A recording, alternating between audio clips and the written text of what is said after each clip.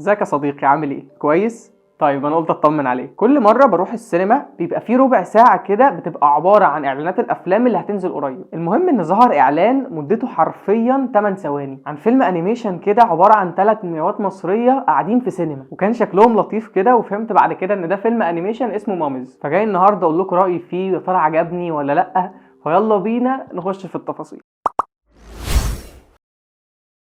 اولا الفيلم ده مش من انتاج ديزني ولا حتى من انتاج استوديوهات بيكسار، لا ده من انتاج شركه وورنر بروس، وصناع العمل بالكامل اسبانيين. احداث الفيلم بتدور في بريطانيا وفي مصر. انا عارف ان الموضوع لخبطه شويه، المهم نخش على طول في اجابات الفيلم. الفيلم فيه طاقه وروح كده حلوه جدا، ولو انت بتحب افلام الانيميشن هتقعد مبتسم طول احداث الفيلم. وحقيقي ستايل الانيميشن كان حلو جدا، والمواقف اللي كانت بتحصل بين الشخصيات كانت لطيفه جدا، وكان طالع منها كوميديا عاليه. قصه الفيلم كانت متماسكه جدا في علاقات الشخصيات ببعضها، لكن كان فيها ثغرات توصل في بعض الاحيان لحد الغباء. تطور كل شخصيه من شخصيات الفيلم كان حلو قوي. الرحله اللي انت بتاخدها معاهم، وان ازاي اتنين ما بيطيقوش بعض يبداوا واحده واحده يحبوا بعض، وهتفهم ده اكتر لما تشوف الفيلم. وهنيجي بقى لنقطه، وهو ان انا شايف ان افلام الانيميشن تنفع لكل الاعمار، وكل الاعمار تقدر تتفرج عليها وتستمتع بيها. وانا ضد اي حد بيقول ان افلام الانيميشن للاطفال. ده بالعكس، في افلام انيميشن بتكون اعلى من ان عقل طفل يستوعبها، زي فيلم سول مثلا. لكن لما نيجي لفيلمنا النهارده فهو مناسب اكتر للاطفال، لان قصته زي ما قلت لك بسيطه ومش معقده. اخر ايجابيه بالنسبه لي في الفيلم هو ان الفيلم كان فيه شويه اغاني لوز اللوز. الاغاني اللي كانت في الفيلم ده كانت حلوه قوي بصراحه. نيجي بقى للحاجات اللي ضايقتني في الفيلم من ناحيه القصه. وملحوظه يا جماعه، في الفقره الجايه دي ممكن يكون فيه شويه حرق للاحداث، فلو همك ان ما يتحرقش عليك حاجه اقفل الفيديو من دلوقتي. يا جماعه، يا شعوب العالم الكرام،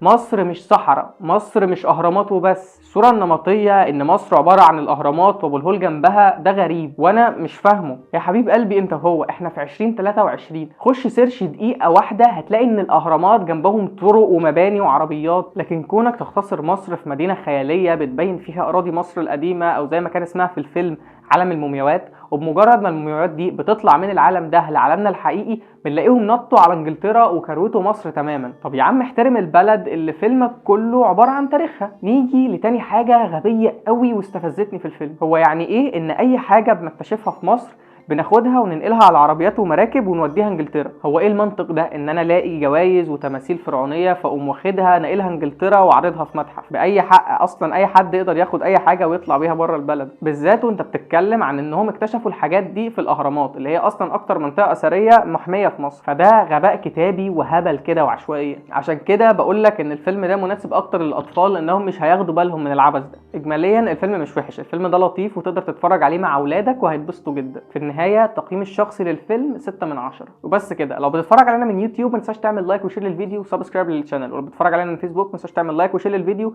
ولايك وفولو للبيج. وبس كده، سلام.